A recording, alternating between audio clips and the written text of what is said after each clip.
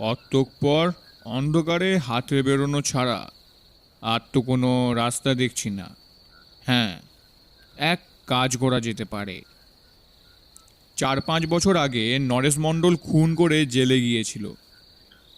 তার বিচারের দলিলপত্র আদালতের দফতর থেকে তুমি নিশ্চয়ই জোগাড় করতে পারবে।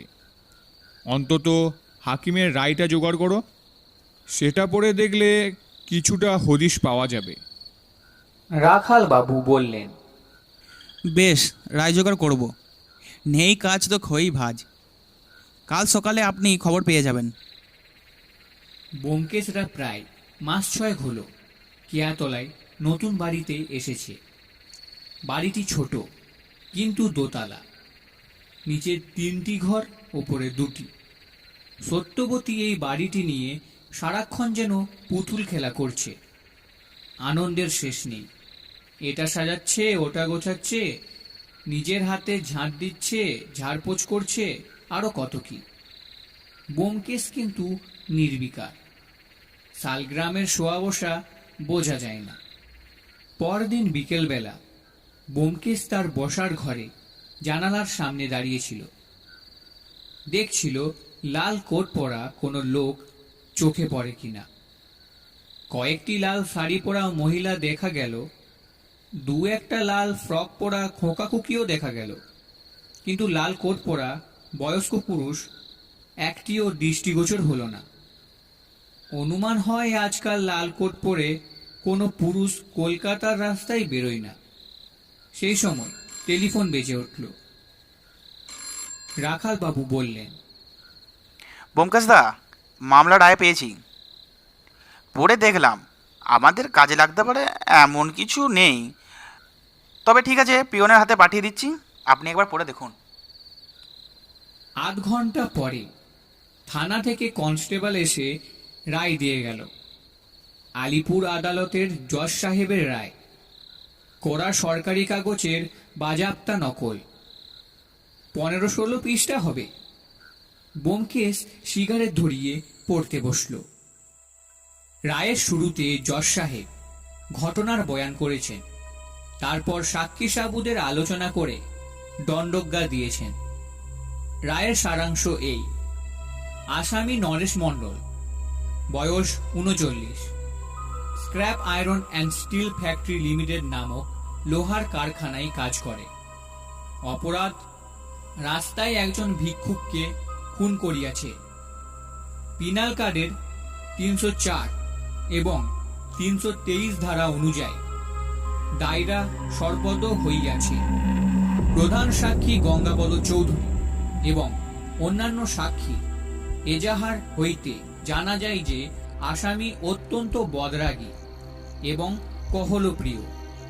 ঘটনার দিন বিকেল আন্দাজ 5টার সময় আসামি নরেশ মণ্ডল ও সাক্ষী গঙ্গাপদ চৌধুরী একসঙ্গে কর্মস্থল হইতে বাসায় ফিরছিল। দুজনের পূর্বোক্ত লোহার কারখানায় কাজ করে। গঙ্গাপদ চৌধুরী নরেশ মণ্ডলের সহকারী। পথ চলিতে চলিতে বাজারের ভিতর দিয়ে যাইবার সময় নরেশ সামান্য কারণে গঙ্গাপদর সঙ্গে ঝগড়া জুটিয়ে ফেলে। তখন গঙ্গাপদ তার সঙ্গে সঙ্গে না গিয়ে পিছিয়ে যায়। নরেশ আগে আগে চলতে লাগলো। গঙ্গাপদ তার 20 হাত দূরে পিছনে চলতে লাগলো। সেই সময় একটা কোট প্যান্ট পরা মাদ্রিজ ভিক্ষুক নরেশের পিছন লাগলো। ভিক্ষুকটার চেহারা জীর্ণশীর্ণ, কিন্তু সে ইংরেজি কথা বলতে পারে। বাজারের অনেকেই তাহাকে চিনত। গঙ্গাপদ তাহার পিছনে যেতে যেতে দেখল নরেশ ক্রুদ্ধভাবে তার হাত নাড়িয়ে তাকে তাড়াবার চেষ্টা করছে, কিন্তু ভিক্ষুক তাহার সঙ্গ ছাড়ছে না। তারপর হঠাৎ নরেশ পাশের দিকে ফিরিয়া ভিক্ষুকের গালে সজোরে একটা চড় মারল। ভিক্ষুক রাস্তার ওপর পড়ে গেল। নরেশ আর সেখানে দাঁড়ালো না, গট গট করে চলে গেল। গঙ্গাপদ 20 হাত দূর থেকে সবই দেখছিল। সে তাড়াতাড়ি এসে দেখল ভিক্ষুক অনড়ভাবে পড়ে আছে। তারপর তাহার নাড়ি টিপে দেখল সে মরে গিয়েছে। ডাক্তারের রিপোর্ট থেকে জানা যায় তার প্রাণশক্তি বেশি ছিল না। অল্প আঘাতেই তার মৃত্যু হয়েছে। ইতিমধ্যে আরো অনেক লোক এসে জুটেছিল। তাহাদের মধ্যে কেউ কেউ নরেশকে চড় মারতে দেখেছিল। তারা পুলিশে খবর দিল। পুলিশ নরেশের বাসায় গিয়ে তাহাকে গ্রেফতার করল। পুলিশের পক্ষে এই মামলায় যারা সাক্ষী দিয়েছে তারা সকলেই নিরপেক্ষ, কেবল গঙ্গাপদ ছাড়া। আসামি অপরাধ অস্বীকার করেছে। তাহার বক্তব্য গঙ্গাপদ তাহার শত্রু, তাকে সরিয়ে কর্মক্ষেত্রে তাহার স্থান অধিকার করতে চায়, তাই সে মিথ্যে মামলা সাজিয়ে তাকে ফাঁসাচ্ছে।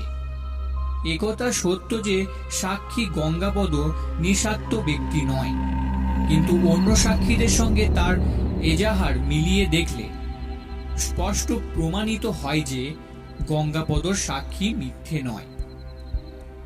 এ অবস্থায় আসামিকে দোষী সাব্যস্ত করিয়া অনিচ্ছাকৃত হত্যার জন্য ৩০৪ ধারা অনুসারে ৩ বছরের সমন কারাদণ্ড ধার্য হইল। ব্যোমকেশে রায় পড়া যখন শেষ হল তখন সন্ধ্যা নেমেছে। ঘর অন্ধকার হয়ে গেছে। ব্যোমকেশ এতক্ষণ অন্ধকারে চুপ করে বসে রইল। তারপর আলো জেলে টেলিফোন তুলে নিল। রাখাল, রায় পড়লাম। কিছু পেলেন? একটা রাগী মানুষের চরিত্র পেলাম। তাহলে রায় পড়ে কোনো লাভই হলো না। বলা যায় না। যেখানে দেখিবে ছাই, উড়িয়া দেখো তাই। পাইলে পাইতে পারো লুকোনো রতন। তা বটে। ভালো কথা। পোড়ো বাড়িতে যে আঙুলের ছাপ পাওয়া গিয়েছিল তার ফটো নেওয়া হয়েছে। হয়েছে। আর গঙ্গাপদ চৌধুরীর কোনো পাত্তা পাওয়া গিয়েছে?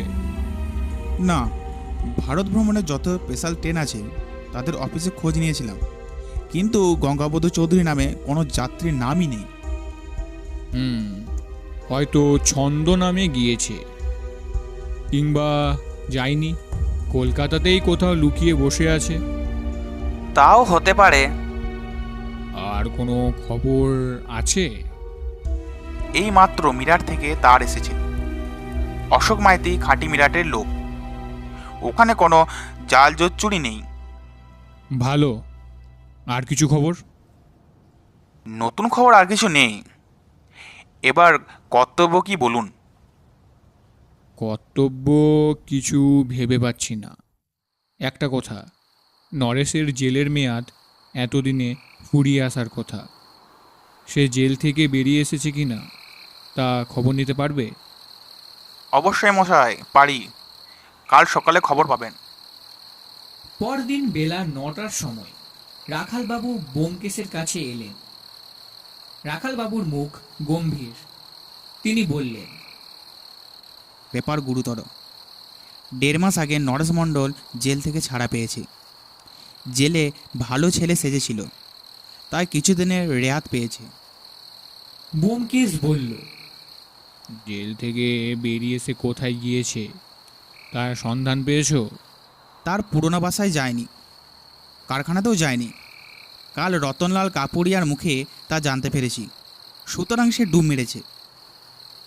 ব্যোমকেশ একটু চুপ করে থেকে বলল, ব্যাপারটা এখন পরিষ্কার হচ্ছে। নরেশের মনে যদি পাপ না থাকবে তাহলে সে ডুব মারবে কেন? সে রতনলালের কাছে গিয়ে চাকরিটা আবার ফিরে পাবার চেষ্টা করত। আমারও তাই মনে হয়। গল্পটা এখন কালানুক্রমে সাজানো যেতে পারে। নরেশ মণ্ডল রাগী এবং ঝগড়াটে, গঙ্গাপদ মিটমিটে শয়তান। দুজনে এক কারখানায় কাজ করত। দুজনের মধ্যেই খিটমিট লেগেই থাকত। গঙ্গাপদর মতলব নরেশকে সরিয়ে নিজে তার জায়গায় বসবে, কিন্তু নরেশকে সরানো সহজ কথা নয়। সে কাজের লোক। হঠাৎ গঙ্গাপদর সুযোগ পেয়ে গেল। নরেশ রাস্তায় একটা ভিখারিকে চড় মেরে শেষ করে দিল। আর যায় কোথায়?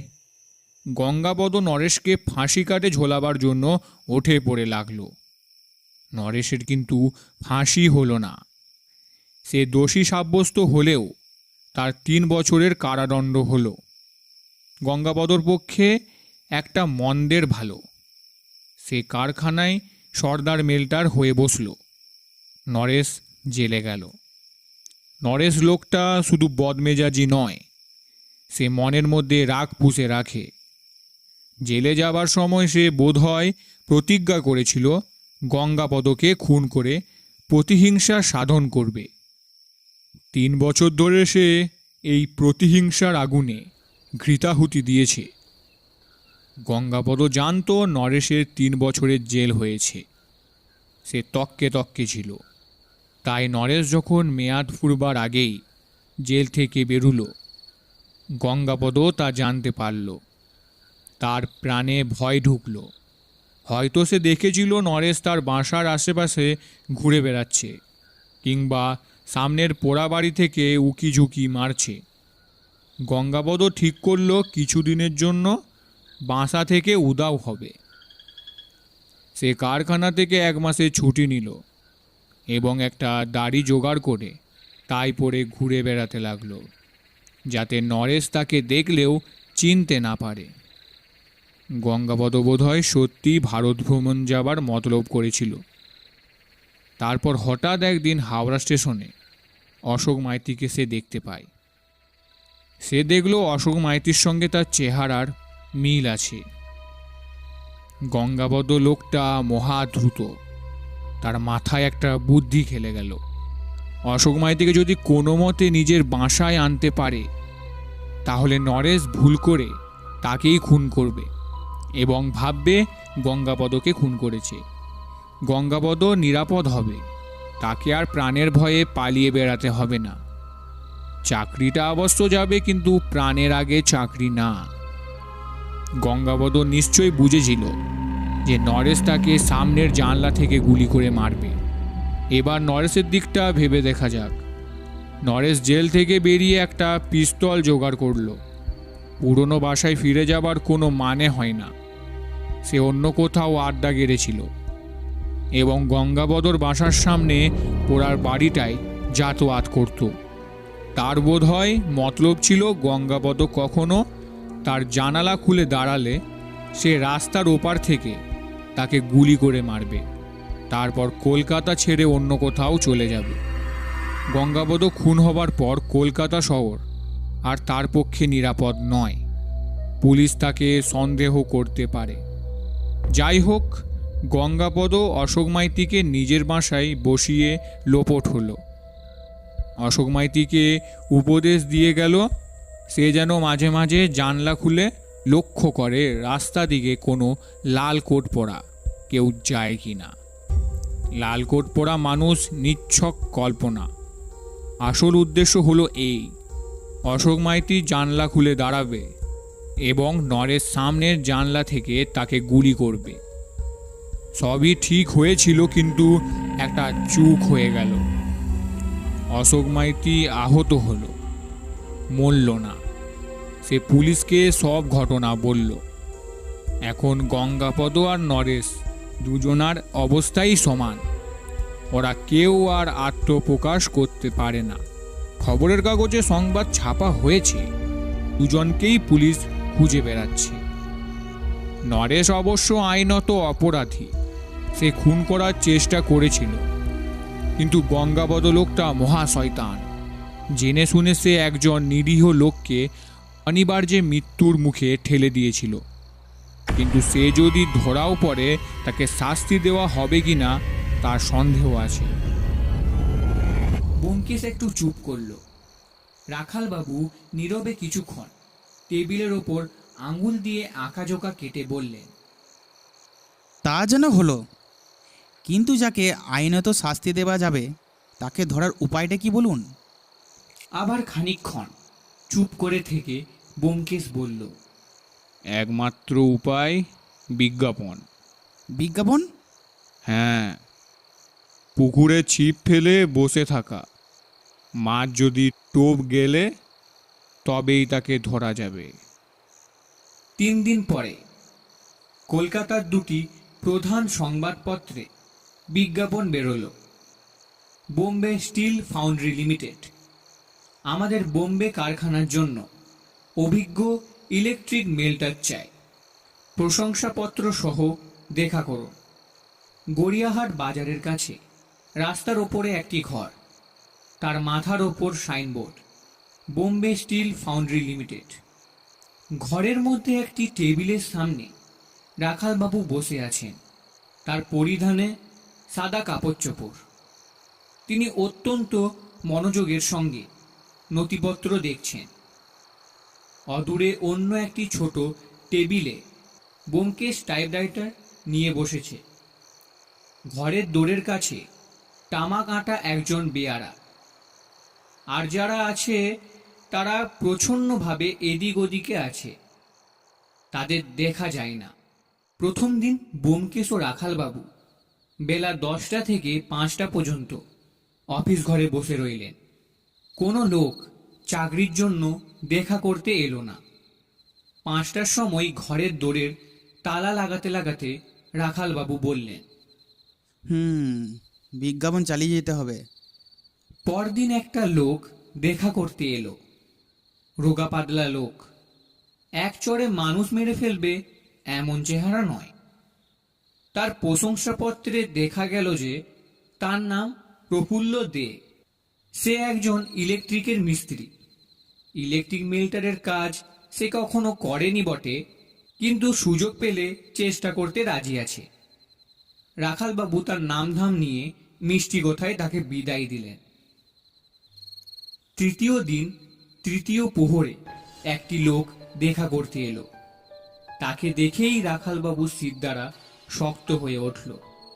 মজবুত হাড় চওড়া শরীর, গায়ের রং কালো, চোখের কোণে একটু রক্ত মাখা, গায়ে খানিক কোট, মাথার চুল ট্রু কাট করে ছাটা।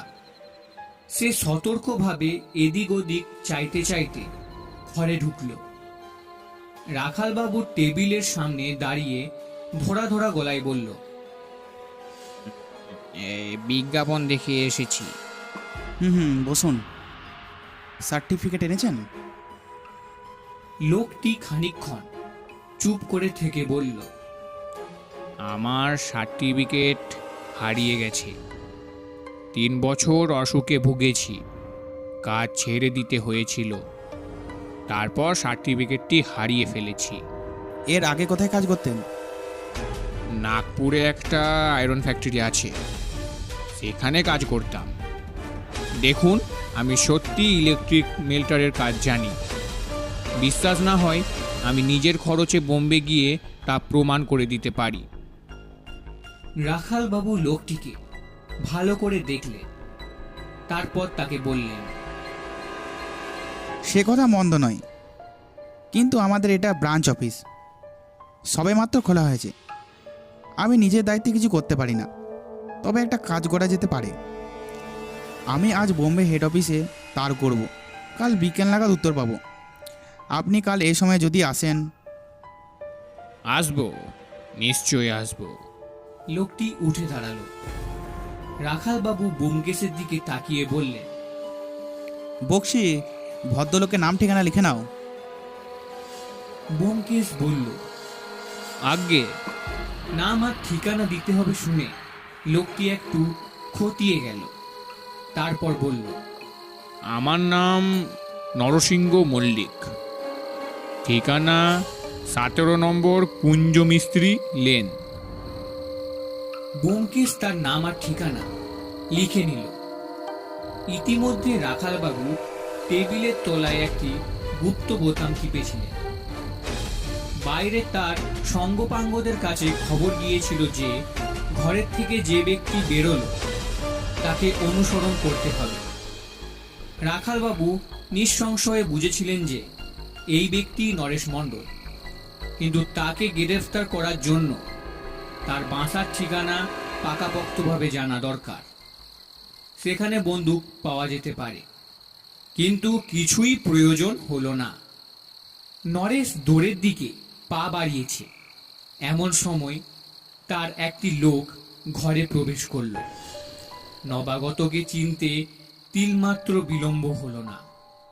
এক্কেবারে অশোক মাইতির যমজ ভাই, সুতরাং সে গঙ্গাপদ চৌধুরী। তার আর মুখে দাড়ি নেই। গঙ্গাপদ নরেশকে দেখার আগে নরেশ গঙ্গাপদকে দেখেছিল। বাঘের মতো চাপা গর্জন তার গলা থেকে বেরিয়ে এলো। তারপর সে গঙ্গাপদর ঘাড়ের ওপর লাফিয়ে পড়ল। দু হাতে তার গলা টিপে ঝাঁকানি দিতে দিতে বলতে লাগলো, পেয়েছি তোকে, শালা শুয়ার বাচ্চা। আর কোথায় যাবি? রাখাল বাবু দ্রুত পকেট থেকে একটি বাঁশি বের করে বাজালেন। আরদালি এবং তার যেসব পুলিশ লোক আনাচে কানাচে ছিল তারা ছুটে এলো। গলা টিপুনি খেয়ে গঙ্গাপদর তখন জিভ বেরিয়ে গেছে। সকলে মিলে টানাটানি করে নরেশ আর গঙ্গাপদকে আলাদা করল। রাখালবাবু নরেশের হাতে হাত করা পড়ালেন।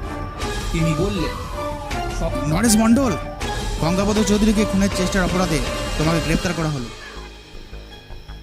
নরেশ মণ্ডল রাখালবাবুর কথা শুনতেই পেল না। গঙ্গাপদর দিকে আরক্ত চক্ষু মেলে গজরাতে লাগল। হারামজাদা, বেঈমান, তোর বুক চিরে রক্ত পান করব আমি। ব্যোমকেশ এতক্ষণ বসেছিল, চেয়ার ছেড়ে ওঠেনি। সে এখন টেবিলের ওপর পা তুলে দিয়ে সিগারেট ধরালো। রাখালবাবু তার একজন সহকর্মীকে বললেন, ধীরেন, এই নাও নরেশ মণ্ডলের ঠিকানা। ওর ঘর খানা তল্লাশি করো। সম্ভবত একটা রিভলভার কিংবা একটা পিস্তল পাবে। আমরা এদের দুজনকে লকআপে নিয়ে যাচ্ছি। গঙ্গাপদ মেঝেই বসে গলায় হাত বুলাচ্ছিল। চমকে উঠে বললেন, আমাকে লকআপে রাখবেন? আমি কি অপরাধ করেছি? রাখালবাবু বললেন, তুমি অশোক মাইতিকে খুন করার চেষ্টা করেছিলে। তোমার অপরাধ পিনাল কোর্টের কোন দফায় পড়বে তা পাবলিক প্রসিকিউটর স্থির করবেন। চলো, ওঠো এখন। সন্ধ্যার পর ব্যোমকেশের বসার ঘরে চায়ের পেয়ালায় চুমুক দিয়ে রাখালবাবু বললেন, আচ্ছা ব্যোমকেশ দা, নরেশ মণ্ডল আর গঙ্গাপদ চৌধুরী দুজনেই চাকরির খোঁজে আসবে, আপনি কি সেটা আশা করেছিলেন? ব্যোমকেশ বলল, আশা করিনি, তবে সম্ভাবনাটা মনের মধ্যেই ছিল। কিন্তু ওরা যে একসঙ্গে এসে গজকচ্ছপের যুদ্ধ শুরু করে দেবে তা কল্পনাও করিনি। যাই হোক, ভালোই হলো, একই ছিপে জোড়া মাছ উঠল। নরেশ মণ্ডলের ঘর তল্লাশ করে কি পেলে? পিস্তল পাওয়া গেছে। ওর বিরুদ্ধে মামলা পাকা হয়ে গেছে। এখন দেখা যাক গঙ্গাপদকে পাকড়ানো করা যায় কি না। তাকে হাজতে রেখেছি, আর কিছু না হোক কয়েকদিন হাজতবাস করে পাপের প্রায়শ্চিত্ত তো করুক। ভালো কথা। অশোক মাইতির খবর কি? সে এখনও হাসপাতাল থেকে বের হয়নি। বেরোলেও তাকে কলকাতাতেই থাকতে হবে, কারণ সে আমাদের প্রধান সাক্ষী। ব্যোমকেশ হঠাৎ হেসে উঠল। তারপর বলল, কোথায় বলে না, রাজায় রাজায় যুদ্ধ হয়, উলুখাগড়ার প্রাণ যায়। অশোক মাইতি খুব বাঁচান বেঁচে গেছে। ও না বাঁচলে এমন রহস্যটা রহস্যই থেকে যেত।